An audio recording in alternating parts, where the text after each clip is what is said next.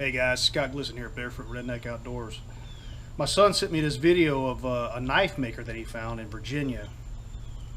He is currently stationed in Virginia.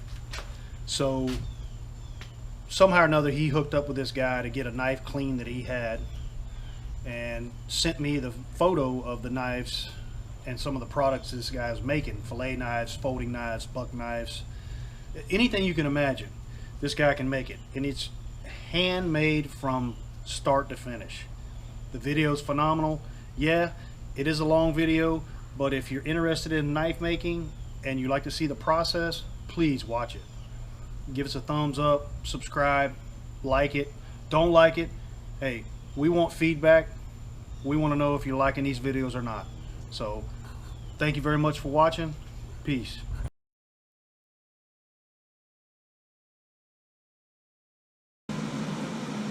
What's going on, everybody? This is Dalton Glisson from Barefoot Redneck Outdoors. Yes, the son of Scott Glisson, for anyone that was wondering. A little bit about myself. I've been in the outdoors, grew up in the outdoors my whole life, courtesy of my dad and my uncle Shannon. And I don't remember it much, but I know they do. My grandfather, Gene Glisson. And so being in the outdoors is a big part of my life, and the outdoors are a big part of who I am. All the time I'm thinking about, what's over the mountain, or what's in the valley, or what's, what animal or what critters here and there and things like that. So kind of how this ties into this piece that I did recently with Steve Emore from Emore Knives is that, I think any outdoorsman worth his salt has a knife, carries a knife all the time, at least any of them that I know. And I mean, without a doubt, knives are a huge part of the outdoors, and knives are one of the oldest tools in existence. I mean, knives go back to the dawn of man. People back then used them for pretty much the same thing they use them for now, but just a little bit different circumstances and environments. So, I mean, we still use knives to clean and to cut animals, and to clean fish and fillet different species and things like that. So knives are timeless, in my opinion. So I personally am a big knife guy, I would call myself. I don't know a whole lot about knives. I am starting to get more into them as the day goes by, and I thought this was a great way for me to kind of launch myself into the world of knives. Sitting down with Steve, talking to him on and off camera about the knife making process and how he got into knives, and what keeps him going when he runs into a problem or hits a roadblock. And so this was a pretty special piece for me, and I'm glad to be a part of the channel, thanks to my dad, and hope you guys enjoy this piece about knives. What's going on, guys? My name's Dalton. I'm here with Barefoot Redneck Outdoors. This is Steve. I'm going to let him introduce himself. A little bit about what we're doing here today is maybe last year. Was it last year? Last year I came by. I had a knife that I picked up in West Virginia, and it was a really good knife. It still is, but just wanted to get it cleaned up a little bit, polished up, the handle, the blade, etc.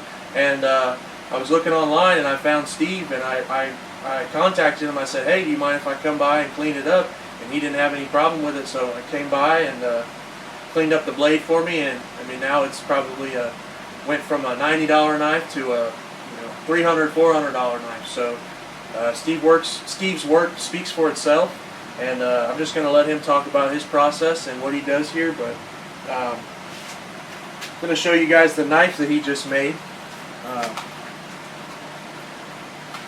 So my dad and I just got these.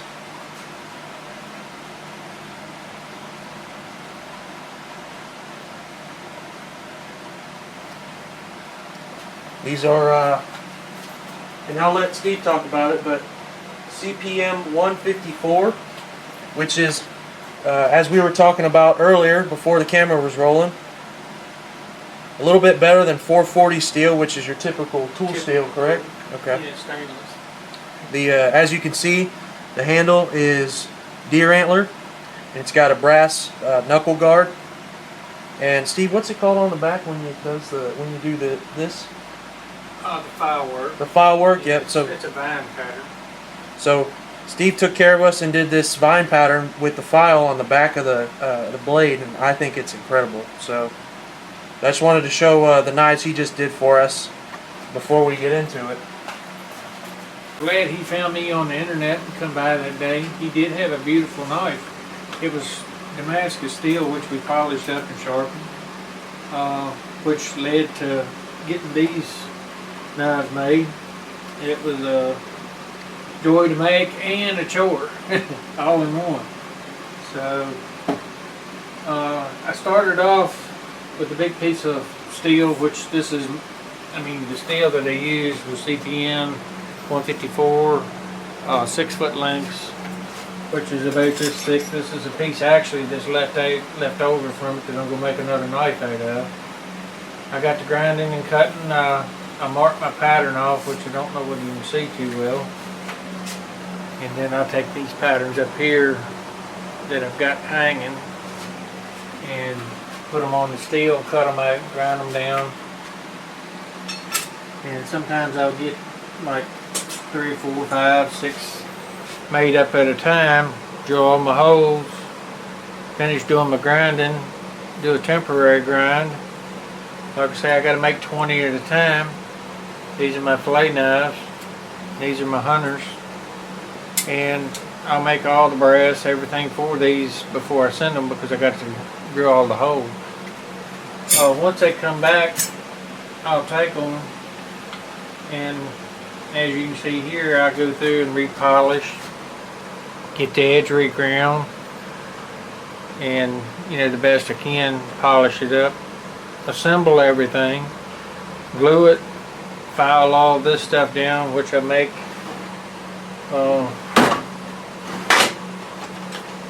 from one solid piece as well. I mean, I don't buy no pieces, I buy it all in pre-made or to-make style pieces. And I assemble them all here. They're all handmade. The cases I cut out. I take a drill press, drill all the holes over here for my stitching. I hand stitch everything, and each case looks alike, but they're individual, they're separate. So that's a process somewhat of that. But I do send these knives off to Paul Voss, which he treats for buck knives. So they're cavalry treated and heat treated at the same time. So when they come back, I know they're between a 58 to 60 RC. So I know that they're, dependable, durable, and they will hold up. So on stainless, it's so hard to get. You got to wrap them up in a stainless steel foil, put them in the oven and bake them at, I think it's 2200 degrees for so long. Take them out, put them between two pieces of aluminum, hit them with air, and that hardens them. And then you got to take them and stick them back in the oven for, I don't forget, it's a formula for heat treating those, for so long, and then that tempers them. That keeps them from breaking, bending, and that so forth. And then, like I say, he puts them in, I'm not for sure exactly how he does that, but he'll take them to like 300 below, and then that does the other part of the tempering on it. It makes them dependable and cold where they're not as brittle. So they are well done on that, and I've used them ever since I've got started. So actually Edmund Davison told me to go to him that's who he used. So, of course, I think there's another one he uses, which is Peters in New Jersey. Peters heat treatment. So, but basically I just take them and go to the grinder over here, and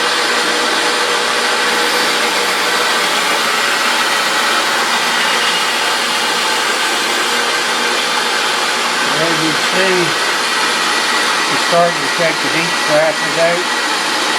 There's the glue. So it just takes the process of getting it down a little bit cleaner. Okay.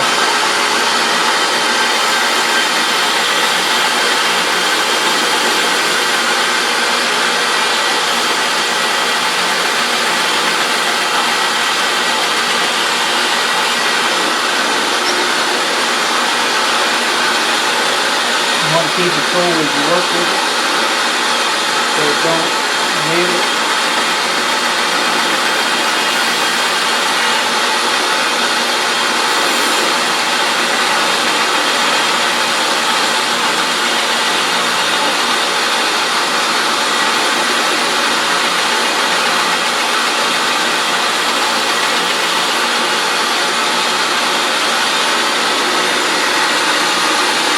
That's basically how it terminates. I'll go through and get this little wave out of it, and then step down another bit.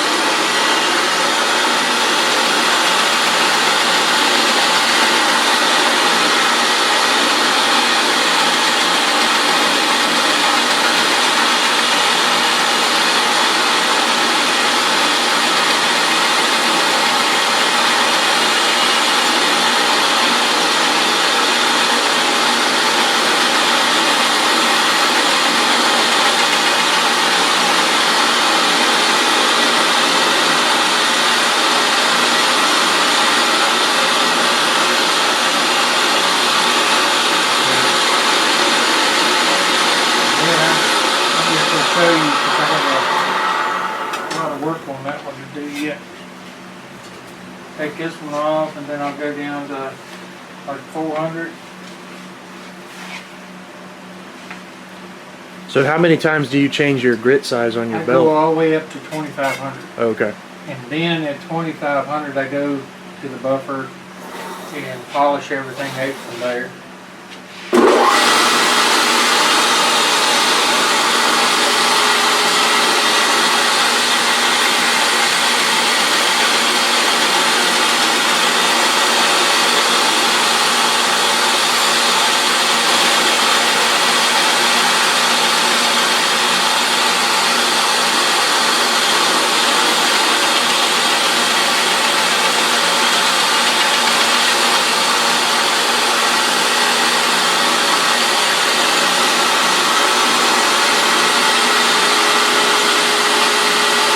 Down to 1,000 grit, it really starts to take a change.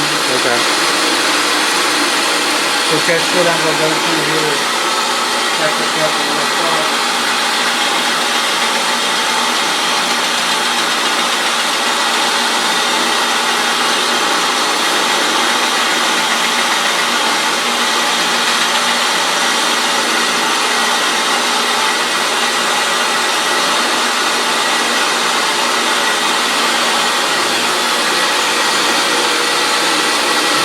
See the difference it makes? Oh yeah.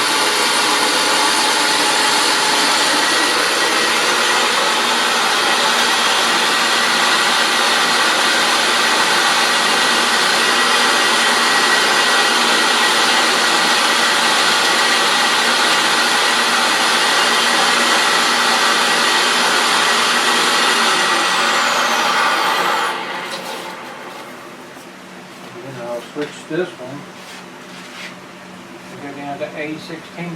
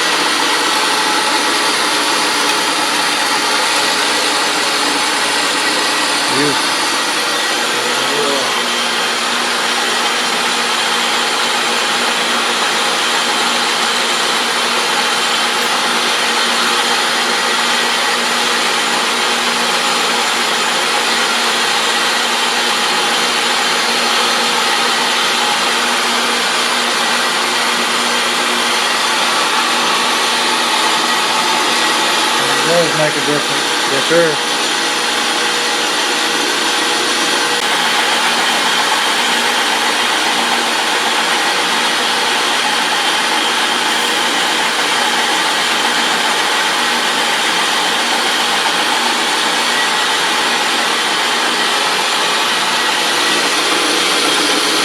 Yeah, definitely a huge difference. Yeah. From the start. I mean, you run that, and the euro the belt you get, I usually try to get maybe 6 miles out of my belt. Okay. And then I'll switch to viewing. Because the fresher you keep that belt, the better it sits up. Okay.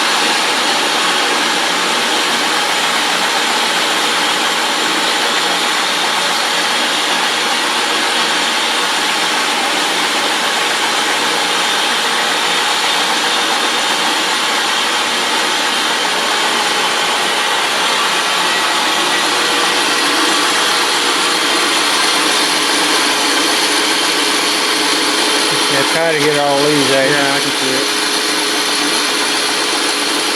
And that's where a fresh belt can really help. Okay.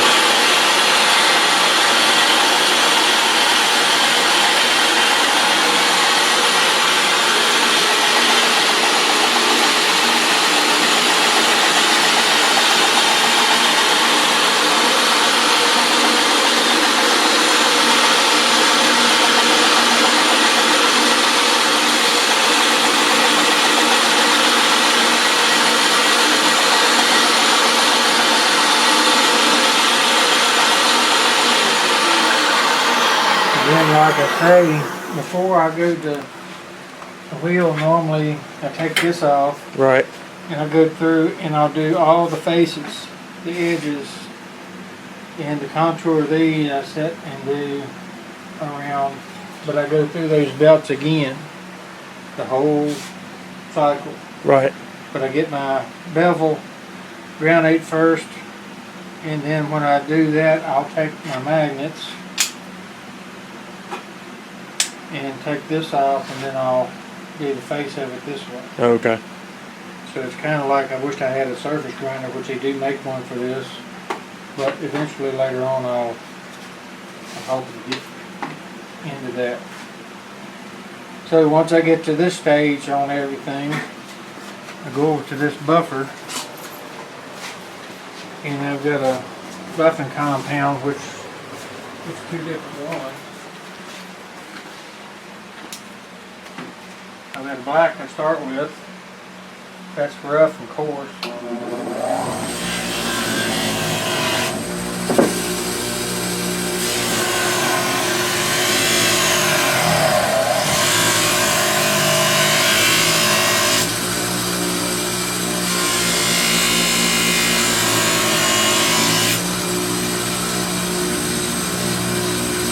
And you see how it takes those little marks out. And then again, I step this down. This is a little bit finer grade, which is greaseless.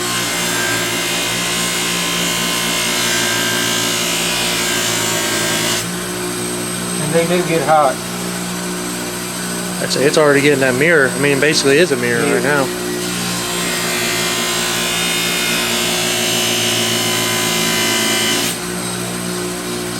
And this is the final groove here. This is supposed to take, it don't take them all out like it says. It's supposed to take all the fine scratches out.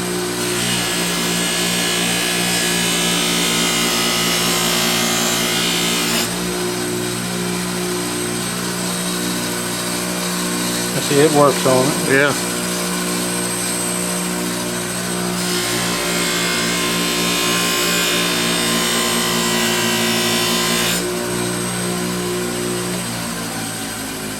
And like I say, you know, once I get everything polished out, then I start going back over. I'll take them, put them up through like that, and then I'll line my holes up. And I'll cut brass pins and put in it.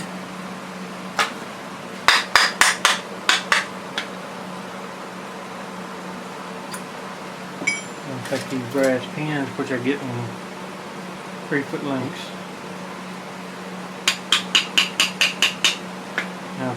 cut that off.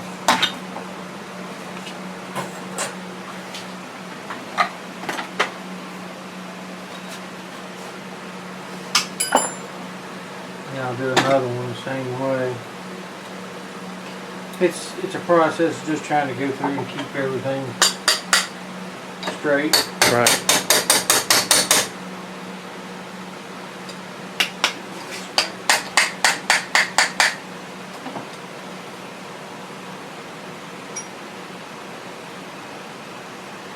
The wrong one.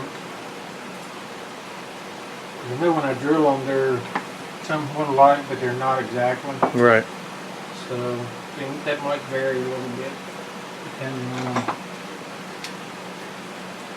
which one I got.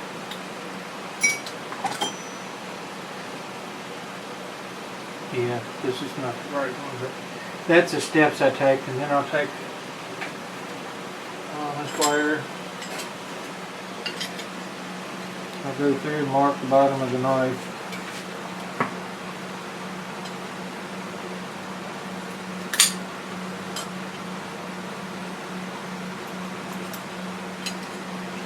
And that gives me my bottom edge.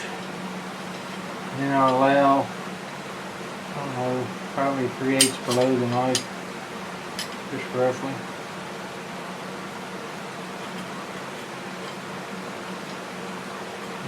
Mark it, and then I'll hand cut them.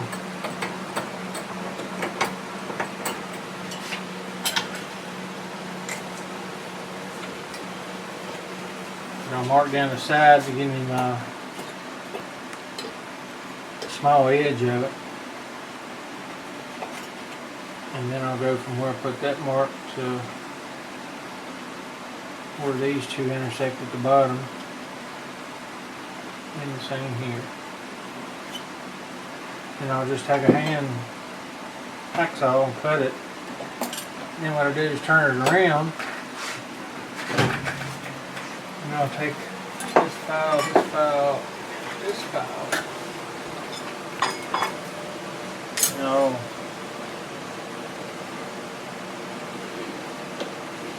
start filing my finger groove. Well, of course, I'm doing that on the back side. I'm going to do this side.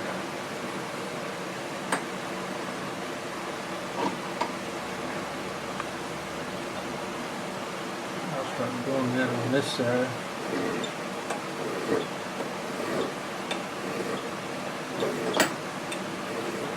And that's the way I get those cut. It gives me started.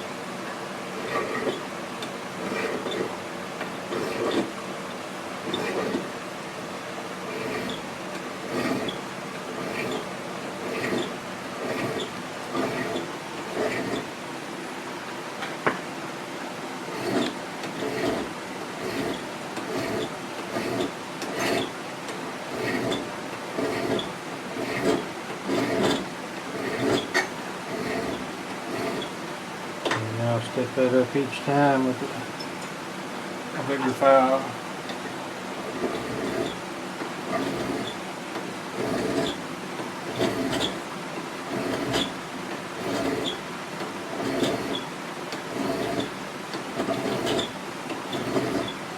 Until I get a big enough pocket. And then I'll switch this out.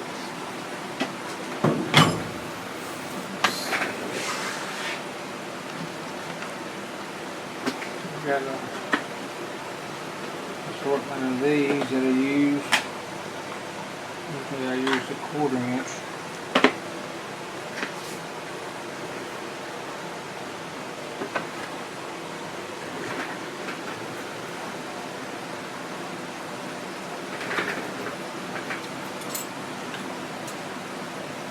And that's my diamond tip that are right on them there.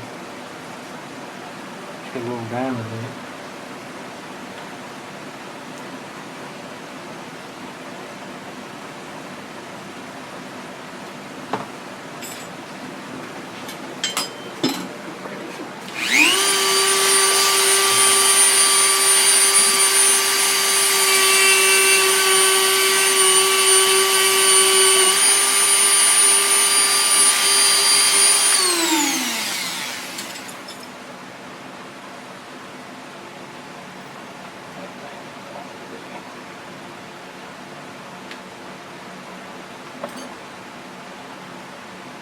You just have to tighten it up. Yeah, just have to tighten it up. Those rubber things kind of wear it. They get hot and they get soft. Right.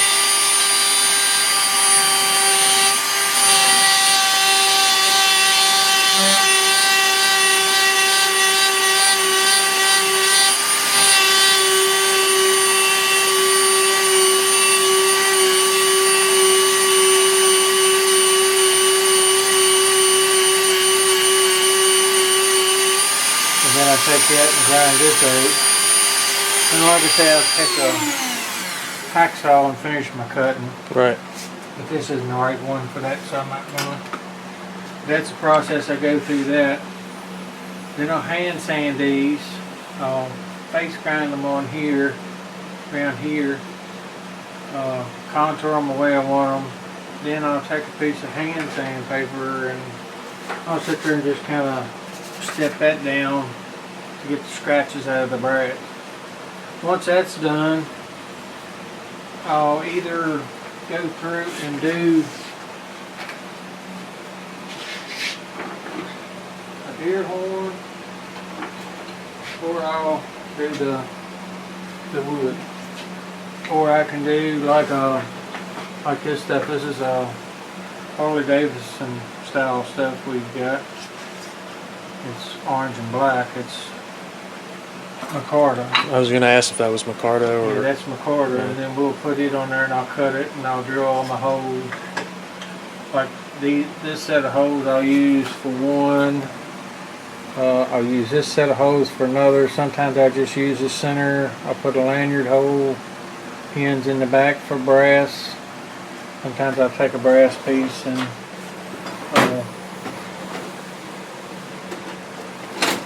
this wide piece and I'll cut or turn this way.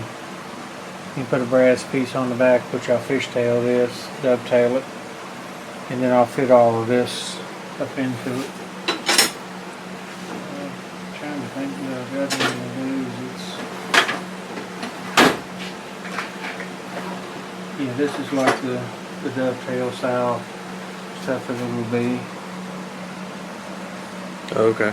Yeah, it'll be on the end, but it'll, I think it just looks a little bit better when you, and then you'll dovetail this, and when you put together, I think it gives it a little bit added feature. A lot of people, they'll go through around them and just leave them. And then I'll take this epoxy and pretty much glue them together. And let them dry? Let them dry for 24 hours, and then I'll get them back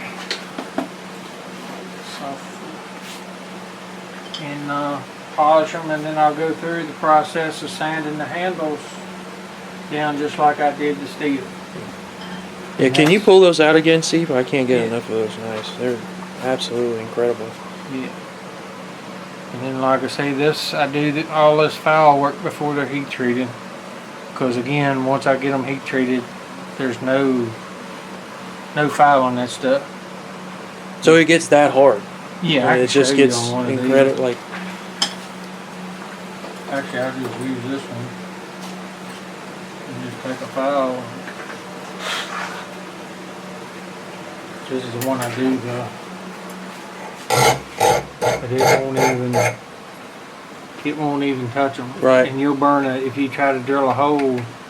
Which on hardened steel you got to go real slow. So I use this drill here. And I've got another bit that used to drill them, but you just want to go real slow and just take your time, but see how it just spins all over the place? Right. You'll burn that bit up in a heartbeat. But they do make a special bit for drilling these. Drilling hardened steel? Hardened steel. But like I say, if you go real slow, sometimes you get lucky and you can get them to go start, take a bite, and take off and drill, but very seldom. Usually you have to take a torch and heat a certain area, but I don't like doing that because I don't know what it does to the cutting the edge or how it affects the other part. So I try to have everything done before I send them off, and pretty much that's the process. And How'd you ever get into knife making? Just didn't have money for Christmas.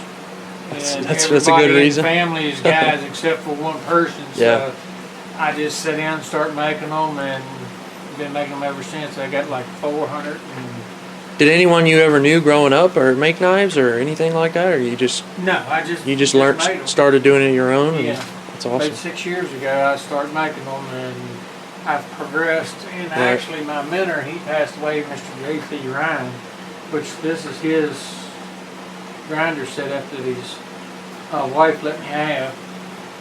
And I would go to him, and he would give me, say, okay, try this or do that, and I'd come back and try this or do that, and 9 times out of 10, it was a whole lot easier than the way I was doing. Right. So I really miss that man. I mean, it's like I could always go to him and know that I can get true answers to stuff. Because a lot of people, they don't, I mean, they're in the profession, they don't want to give you their secrets. Right. But to me, I mean, you know, it is what it is. Yeah. I mean, you help people along and in return, somewhere along the line, they can help you. So Right. I don't keep nothing from people. And if it's something that's like these jigs, a lot of people use these jigs to make the knives with the grind, which they do help. You take your knife and you can fasten it on here with a clamp, or usually I got them set up when I do them, and you try to keep it kind of level, and you can set your angle as to what you want. I mean, I've got a pivot here, I take this loose.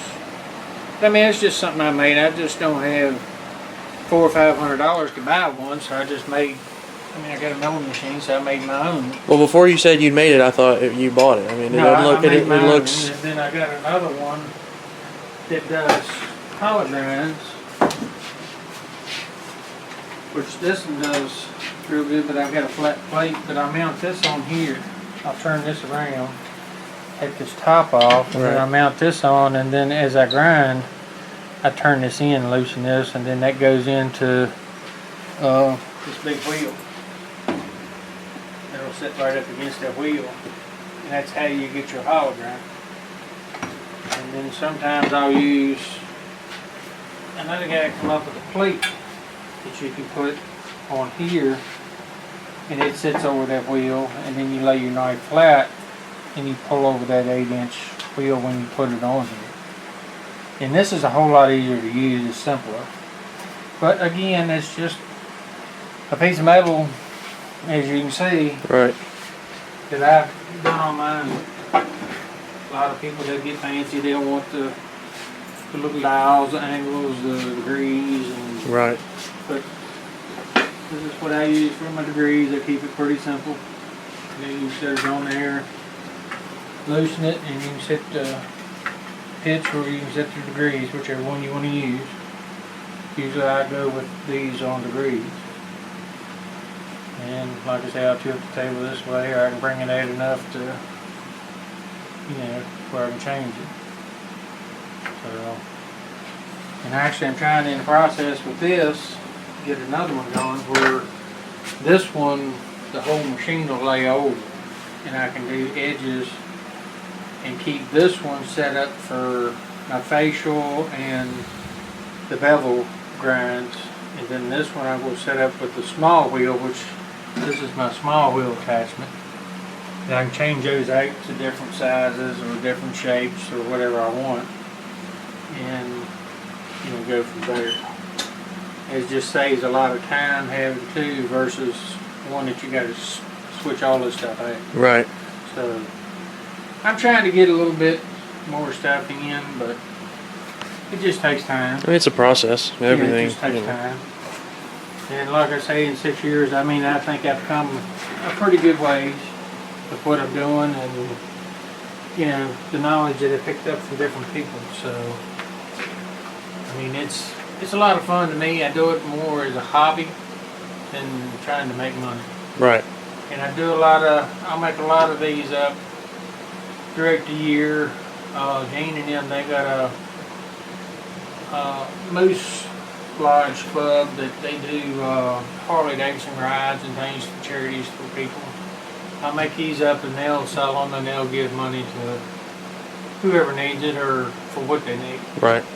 And then I've got a Fairfield down here, Miss Wilmer.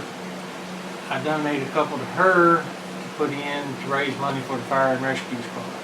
That gets them some equipment, or if they want to get little dolls to hand out to kids as they need them, you know, they do what they can do with it. Right. Somebody homeless, I mean, they can, I mean, it helps out. It's not a lot, but it helps out some.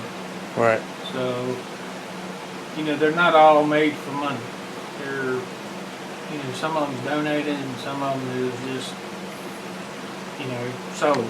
So. Well, and I think one thing too is like these knives between my dad and I is it's, you know, it's not even the money that you think about. It's the time and the effort that went into it from you, and the memories that I'll have with it, and probably, you know, I'll end up giving it to my kids, and I hope so. And yeah, exactly. So it's not. It's I try to make them where you can pass them down if you want, and like I say, I have a lot of scrap stuff left over. I don't know whether I've got some, but here's some here that I make, that I call them biker's knives, that I keep for cleaning them. And it actually comes from the design on this Harley Davidson road. If you see, I've got them marked out. And the Harley Davidson people want the actual part. So I take the actual part and I'll grind them down and put handles on them, but these here are 440 and CPM. So I make a good version and I make a version where they can just, I'm going to say, you know, for their, say they got a actual part made into something that's functional. So, I mean, I try to do whatever I can do. And I'm getting into now taking the laser, which I showed you, and getting emblems put on there, people's names, deer heads, burnt into the leather of the cases, which I wish I had another one to show you, but I don't. I mean, like I say, that was my experimental one. Right. So, but like I say, here's another one I'm working on for a lady That's that a big boy. Yeah. This is, I'm trying to make for a girl that, for a family that lost their daughter. And I just got to get it together. They lost her a year or so ago. But this is a prime example of how yours is put together. Get that out. I can show you.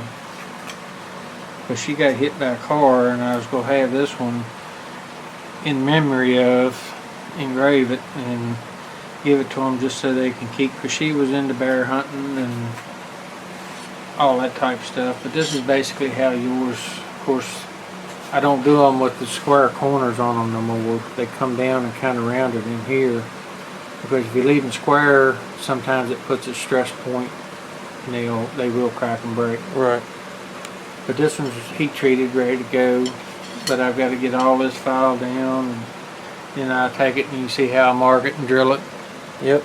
And then I'll find where the center goes to and I'll drill it. But you can see little test marks they put on them where they test them for hardness. Oh yeah, I was wondering what that was. Yeah, that's where they use that little diamond. It's like that's where they get their Rockwell rating. Yeah. Okay. And they'll do it several times to make sure that they've got it. And then, like I said, I'll put a pin in it after I glue it. Then I got a special vise up here. It's a double piece of wood, looks like with two rods. Oh, I see it. Yeah. Then I'll take this and put up in it. Yeah, see, it's got a slot in it. Mm-hmm. And then I'll open that up. And then slip that up in there, and that's what holds it once I glue it. Okay. And once it's glued, I'll take it to the grinder and I'll grind all this, shape it the way I want it. Usually I try to do most of this brass beforehand, just for the fact that I don't want to get on this. So I'll try to do most of this on the front side, around these edges and everything, but like I say, it's a lot of work in that yet to be done. But It already looks like a good knife, so I yeah, guess it's going to come out. Hologram versus yours is a flat grind. Right. But this is hologram. And that's what I say, it's what it turns out to be with those different belts. Of course, I've got to go over this a little bit more. Say hollow ground is where it goes like this, right? Yeah, it's a hump. Or a concave, I should say, not a hump. Right. And like I say, that's just a process I go through. And I don't know, it just takes some time, and you know, situations that here in the past year have kind of slowed me down some, but I'm getting back into it. So. And like I said, I try to make what I got. Right. Try to keep things real. So, but that's pretty much it. And then I'll take like these regular deer horns and I'll fit them to whichever knives I got. Like if I want one for this, I'll look to see which way I've got to cut it. But I like keeping these with the big crowns on them. Right. I'll cut this off and then keep it. That's what forms this part on yours. And they do polish. Yeah, they do polish up like glass. I say this looks beautiful. Yeah. And that's what I like about these. Elk horn I've had some trouble with. You were saying last time they were kind of porous? Yeah, I've got a piece of it here actually. But see the pores? Yeah, I mean inside the elk horn, and that stuff does dwindle away. Right. And when you grind it down, like this knife here, I would have part of this showing.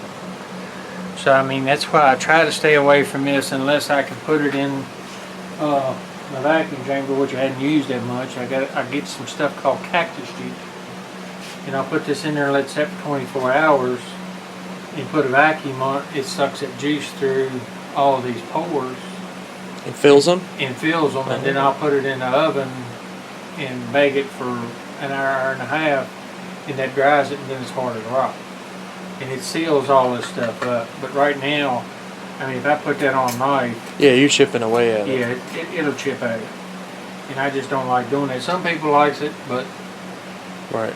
I mean, I guess each his own. But like I say, natural horn, and that's all I do to this is just take it to the buffer and... Polish it up? Yeah, which I can show you that too. I'll take just a regular old piece of a deer horn. Of course, like I say, if it's too much stuff in it, I'll sand it a little bit, but it polishes up and people don't believe it.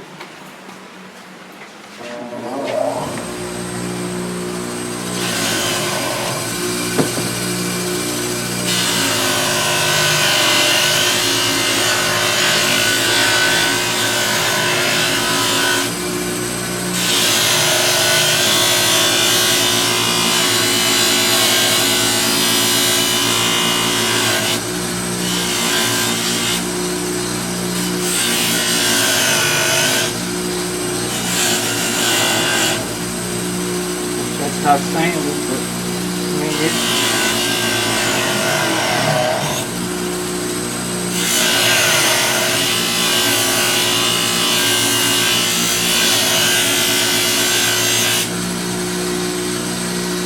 a lot of people, they'll go through and they'll put like a shellac on it. Wow. I don't like doing it because it turns yellow over time. And even if I get on this one, it does a better job than this one.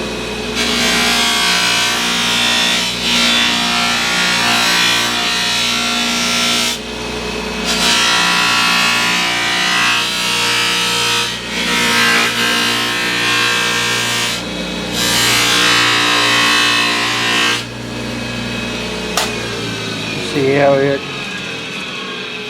I don't know where it's at. There it is. Yeah. Yep. But I mean, it's just slick as glass. Yeah, seriously. And it'll stay that way. And if you get a little blemish in it, you can take a piece of sandpaper and bring it right back. And just polish it right gone. back? Really? So they're real dependable and durable. Same with buffalo horn. Oh, really? It will do the same. This is a piece of black and white buffalo horn. And this is just factory the way I get it. Okay. And you can take it and do the same thing. And it's durable as a deer horn.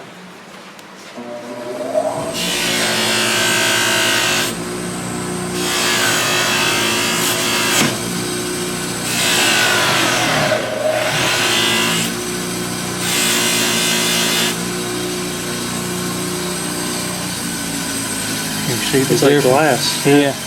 But once you sand it, I'll go through down to 2,500 with this. And once you sand it, it's just as durable as a deer horn. And people really love it. I say, I bet. They make a honey style, and they make a black and white, and they make just a regular black. Or not make, but they process it. Right. So, I mean, a number of things that you can use. Some people gets into taking epoxy. They take little molds and they'll set them up, you know, this wide and this long, maybe a 1/4 inch thick, and they'll pour epoxy in there, and they'll put pine cones, they'll put gun shell casings, anything you want to in them. Like handle the drill them out and then grind them down, and it looks like regular, like I say, shell or whatever. Right. Pine cone or number of things. Actually, I'm working on what's that now, where it's like a multiple. That I glued together, which I got to sand down and grind. This is buffalo horn. This is bloodwood, which, see, like I say, I've got to glue it back. And then I drill each one of these pieces when I put it on the side of a knife, which will be like this, and I'll pin it, and then we'll go through and grind all this stuff down, and this will end up just polished like that, and this will be polished and sanded. So it turns out pretty decent. There's a lot of things you can do with it. Use that instead of wasting scrap, I'll put together like that and come up with whatever we got. Yeah. Well, that does what you need. Yeah, thank you so much. I'm just gonna cut it here in a second, but I really enjoyed working with you. I appreciate your business. Absolutely. And I tell you, that's really surprised me when you said you just go take them both. So I'm tickled to death. I love knives. I mean, I've grown up around knives my whole life, and meeting someone like you and being able to get a knife from you in person is just is not an experience that I was going to pass up. So. Well, I really appreciate it. Yeah. And the trouble I'm having with some people, they'll take those things home. They're afraid to use them. they don't want to get it scratched, or if you get it scratched, bring it back out, polish it out. Right. But I mean, I'll never know. If people don't use them, I'll never know the functionality of them. Right. And what I need to change or do to create, what they want. Well, that's what my dad said. He's like, that knife's too nice to use. I said, I want you to use it. I said, it's meant to be used, and you just bring it back if it gets, if it gets scarred, whatever, I'll be glad to fix it back. If it gets broke, I'll fix it. 100% as long as you got it. Yes, sir. But like I say, I want people to use them. Yes, sir. I don't want to take them home, put them on a shelf. I mean, Right. Let the kids throw them in the rocks, whatever they want to do with them. They can be fixed. Yeah. But again, like I say, I really appreciate it, and I hope they do you the service that I know they will. And if you have any trouble, let me know. Yes, sir. Thank you. Well, again, this is Steve, and if you ever want to give him your business, I highly recommend it. I mean, these knives are absolutely incredible. I cannot say enough how nice they are. So, and if you're ever in Lexington, Virginia, feel free to stop by and give him your business, and stop by, call, or let me know call, what you want. And just help support him. He's a local guy, and that's what we're trying to do at Barefoot Redneck, is support local people doing great things like making great knives. So, Steve, thank you. Thanks a lot. This is I haven't measured it personally yet, but I'm going to go out on a limb and say it is every bit of 11 inches, if not a whole foot, 12 inches. The steel, the material is 154, or CPM 154, which is, as you'll see in the video, a step above 440, which is your typical tool steel. You're going to find that in pretty much any of your folding knives that you buy from Walmart. There are variants of 440, but for the most part, 440 runs alike across the board. CPM 154 is, from what I've been told and I've looked into, is a little bit better steel. It's still affordable as 440, but it holds an edge. It's tougher. and overall, I think it's the better choice for a knife material. So as you'll see, Steve did a wonderful job right here. I mean, this is all hand file work. He goes through and he showed me a little bit of it, and he hand files all of this all the way down the spine, as I call it, of the blade. The knuckle guard, as it's called, or as I call it, is solid brass, and this portion of the handle right here where the knuckle fits right into perfectly is all done by hand. All of this, I mean, the entire knife was made by hand, so I'm going to keep saying it, but it's a really beautiful piece of work. And interestingly enough, some people might wonder about this. So this is what's referred to as the pedicle. So the pedicle comes out from the skull, mates up with the base of the antler. A lot of people refer to it as a crown. I'm going to refer to it as a crown. Steve likes to keep this portion in there because, I don't know if you all can tell, but it polishes like glass. I mean, it's absolutely beautiful. It's smooth, and it almost looks fake because of how nice it cleans up. So this was these knives, this and the one I'm about to show you, were handmade by Steve Emore by the request of me, and yeah, he did an incredible job. The grind here is what's called a flat grind versus a bevel grind. For any of the knife enthusiasts, it's got Steve's name right here engraved, the artist himself. It's got his maker mark, if you all can see right there, Emore's Custom Knives, and it's actually got a serial number here, which is really cool for me.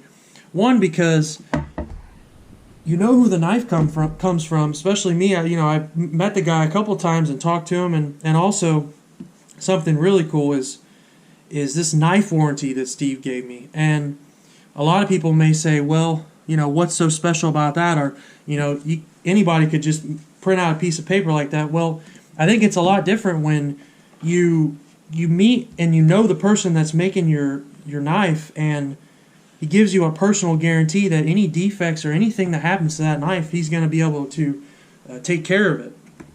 And I think that's just something that you don't see anymore. This is the blade that I had Steve made for my father. Same thing, deer antler, except this one is a hidden tang. It's called a hidden tang because what they do, or what Steve does, is he goes from the top right here, before the blade is in or anything, he drills down in there, and this knife, the blade itself, it comes down to a point and rounds down and tapers down to a piece. Now, it's still a long tang. I mean, it will go almost the entire length of the antler. So it's a solid blade. It's called a hidden tang versus mine, which is an exposed tang, which I personally enjoy. I don't know why. It's just the way I like it. Same thing, he's got a little bit less of the pedicle to where it meets the crown. I think that's just because of how the antler looked when he received it. I mean, he's an artist, so you let the artist do what he's going to do. Same thing, flat grind. Steve's name, he's got the maker's mark there. The serial number again, this is 473. Dad had, I have 472, and then that same beautiful back filing right here.